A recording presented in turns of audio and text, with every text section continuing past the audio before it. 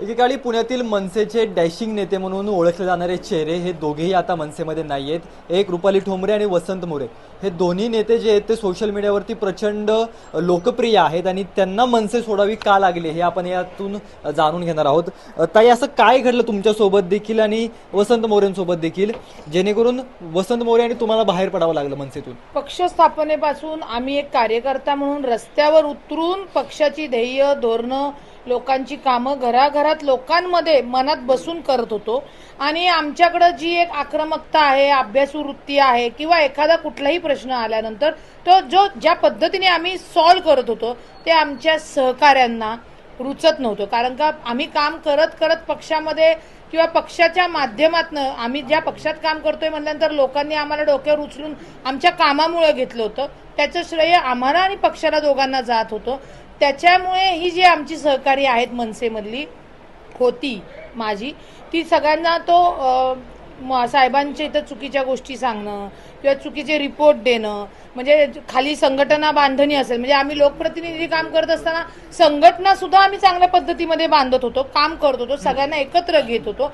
शाखा अध्यक्षापासून विभाग प्रमुखापासून त्यांच्या खालपर्यंत म्हणजे यादीपर्यंत आमची कार्यकर्ते तिथे तयार असायचे आणि त्यांना ते काम जमायचं नाही।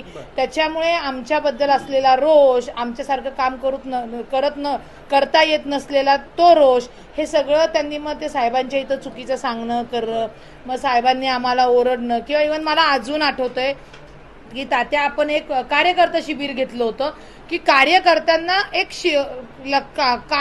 कार्यपद्धती कशी असली पाहिजे, काय काम केलं पाहिजे याची कार्यशाळा आम्ही आमच्या स्वतःच्या खर्चातनं घेतली होती।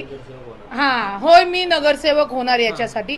तेव्हा सुद्धा यांनी वर चुकीच्या गोष्टी सांगितल्या आणि त्यावेळी मला माहिती, मी अशीच बसले होते, तात्याला साहेबांचा फोन आला, मी म्हणलं खा तू शिवाय, आता मी जाते बाबा, मला माहिती हे होणार होतं।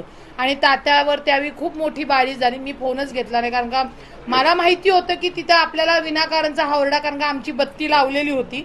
तर आमचं एवढंच म्हणणं होतं की बाबा साहेबांनी आम्ही जे काही केलं त्याचं तपास, म्हणजे जे काही आमच्याबद्दल सांगतायत त्याची शहानिशा तर करा, आम्ही कशासाठी करतोय काय करतो ते होत नव्हतं। आणि मग या सगळ्या कारणांमुळेच पक्षाची वाढ जी आहे ती होत नाही असं म्हणायचं का? राज्यभरामध्ये जे ते मोठ्या प्रमाणामध्ये कार्यकर्ते सोडून जात आहेत, हेच कारण आहे का? हेच कारण आहे। कारण का एक लक्षात घ्या, लोकांना काही घेणं देणं नसतं कुठला व्यक्ती कुठल्या पक्षात गेला काय गेला, काम करणारी व्यक्ती ही लोकांना महत्वाची असते। आणि आताची सध्याची जर तुम्ही परिस्थिती बघितली की काम करणाऱ्याच व्यक्तीला लोक डोक्यावर घेऊन नाचतात, तो कुठल्याही पक्षामध्ये असो किंवा त्यांनी कुठल्याही पक्षामध्ये जावं। आता हे राज ठाकरेंना दिसत नाहीये का? मग काम कोण करतंय आणि भांडणं कोण लावतंय? राज ठाकरेंना हे दिसत नाहीये? एवढ्या कमकुवत कानाचे राज ठाकरे आहेत का कोणी जाऊन काही सांगताय? आणि माझी विनंती आहे की राज ठाकरे कमकुवत कानाचे आहेत का काय, कृपया असे शब्द वापरू नका। साहेब हे द्रष्टे नेते आहेत। साहेब सगळ्या महाराष्ट्रामध्ये फिरू शकत नाहीत, परंतु ज्या ठिकाणी जे लोक नेमलेले आहेत ना, त्या लोकांचं कर्तव्य आहे की साहेब जे दिवस रात्र या सगळ्या गोष्टी करत आहेत, तर मग ह्या लोकांचं काय काम आहे? नुसती कार्ड छापायची काम आहेत का? यांनी सुद्धा साहेब जर पक्षवाढीसाठी काम करत होते, मग ही लोक का पक्षवाढीसाठी काम करत नाहीत? ह्या लोकांनी पक्षाला खुंटवायचं काम का केलं? साहेबांना काय गोष्टी कळत नाहीत किंवा साहेबांना काय कळत नव्हतं का? अशापेक्षा ह्या लोकांना पक्षहित कळत नव्हतं का? ह्या लोकांना पक्षहित कळायला पाहिजे होतं, त्यांना जे पक्षहित कळत नाहीये। मला वाटतं की प्रत्येक सगळं छोट्या गोष्टी सुद्धा साहेबांपर्यंत नेण्यापेक्षा ह्या गोष्टी आपण शहरामध्ये बसून सुद्धा करू शकत होतो। ह्याच गोष्टी ताईच्या बाबतीत घडल्या, त्याच गोष्टी माझ्या बाबतीत घडत होत्या, परंतु एवढंच आहे की तिचा सहनशीलतेचा अंत लगेच झाला। माझा 2-3 वर्ष राहिला, मी 2-3 वर्ष या गोष्टी सगळ्या इथं बसून, कारण शेवटी मी आहे, त्यामुळं मी या सगळ्या गोष्टी सहन केल्या। परंतु जर मी गेल्या 1.5 वर्षापासून लोकसभा लढण्यासाठी इच्छुक आहे, हे मी जोपर्यंत लोकसभेचं कुठलंही वारं येत नव्हतं तोपर्यंत एकही इच्छुक नव्हता। जसं का माननीय अमित साहेबांची या पुणे शहरावरती संघटक म्हणून नेमणूक झाली, त्या दिवसापासून पुण्यामध्ये सूत्र फिरायला लागली आणि एक इच्छुक असणारा वसंत मोरे त्या ठिकाणी अजून 4 जण पेरले गेले। हा माझा आरोप आहे की 4 उमेदवार इच्छुक म्हणून पेरले गेले। ही पेरणी करणारं कोण आहे? कोण अजून पक्षातल्या लोकांना म्हणत होतं तू इच्छुक हो, तू इच्छुक हो, तू इच्छुक आहेस का, तू इच्छुक आहेस का? कशा करताय? मान्य साहेबांना अमित साहेबांना जर संघटित पदाची जबाबदारी पुणे शहरामध्ये दिली होती तर पुणे शहर एक कसं एकत्र आहे, कारण ह्याच पुणे शहरामध्ये विरोधी पक्षनेता पुणे मनसेचा होता आणि आता सुद्धा 2 नगरसेवक होते तरी सुद्धा 1 लाख मतदान या पुणे शहरामध्ये होतं तरी सुद्धा असंच जर का पक्षामध्ये चालू राहिलं तर काय दिसतंय तुम्हाला मनसेचं भविष्य पुण्यात आणि एकंदर मनसेचं भविष्य मी सांगू शकत नाही, कारण मी माझ्यापुरतं बोलू शकतो. शेवटी ते मान्य राजसाहेब आहेत, बाकीचे संघटनेचे पदाधिकारी आहेत. माझं भविष्य मला वाटत होतं की ह्या लोकांमध्ये जे इथं बसलेत पुण्यामध्ये, मी काय उठसूट सगळ्याच गोष्टी मान्य राजसाहेबांना मुंबईला सांगायला जाऊ शकत नाही, परंतु जी लोक इथं दिले गेलीत, ज्या लोकांच्या माध्यमातून शहराचा कार्यभार होतो, ह्या लोकांमध्ये राहून माझं भविष्य अंधकारमय होणार. माझंच काय शाखाध्यक्षाचं भविष्य सुद्धा अंधकारमय होईल.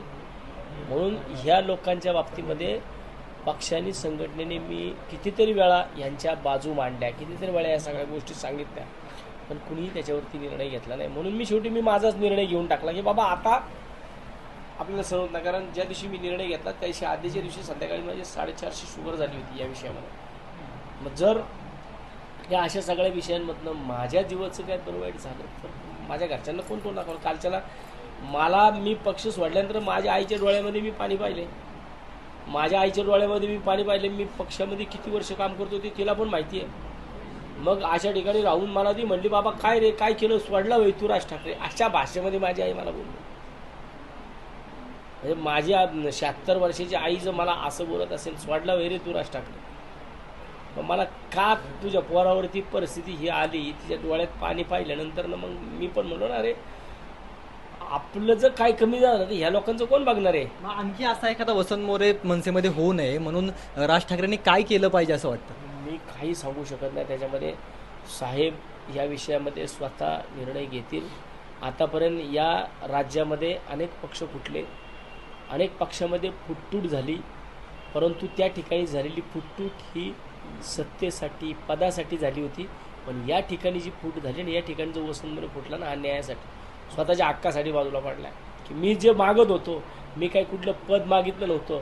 मला वाटत होतं की या ठिकाणी माझा पक्षाने इथं लोकसभा लढवली पाहिजे, तर आम्ही लोकसभेमध्ये कुठं आहोत, आम्ही विधानसभेमध्ये कुठं आहोत, आम्ही प्रभागामध्ये कुठं आहोत हे आम्हाला कळणार होतं. परंतु हेच नक्की ह्या लोकांना नको होतं, म्हणून यांनी लोकसभेपासून पक्षाला लांब नेलं. मान्य राजसाहेबांपुढं, मान्य अमित साहेबांपुढं निगेटिव्ह अहवाल दिले. आता रुपाली ताई भेटायला आले. ताई तुम्ही आता दादांच्या राष्ट्रवादीमध्ये आहात, काय बोलवताय परत भावाला आपल्याकडे सोबत काम करू पुणे शहरामध्ये? नाही, विनंती तर भावाला कालच केलेली आहे आणि भावाने सांगितले की 2-3 दिवस, कारण का एक लक्षात घ्या त्याचा या राजकारणातील समाजकारणातील भविष्याचा विषय आहे आणि त्याचा तो योग्य निर्णय घेईल. मी ऑलरेडी बहीण म्हणून हक्काने विनंती केलेली आहे की आम्ही काम करत असताना आम्हाला येणाऱ्या अडचणी, आम्हाला आमचा प्रभाग, आमचा मतदारसंघ, पुणे शहर, महाराष्ट्र जो काही निधी आणावा लागतो, जे काही स्ट्रगल करावं लागतं त्याच्यासाठी आम्ही आत्तापर्यंत विरोधात काम केलेले. त्याच्यामुळे आम्हाला आवाज उठवणं, काय अधिकाराला घेराव करणं, ते अनेक स्वतःवर केसेस करून घेणं, या अनेक गोष्टी आम्ही सगळ्या करून झालेल्या आहेत.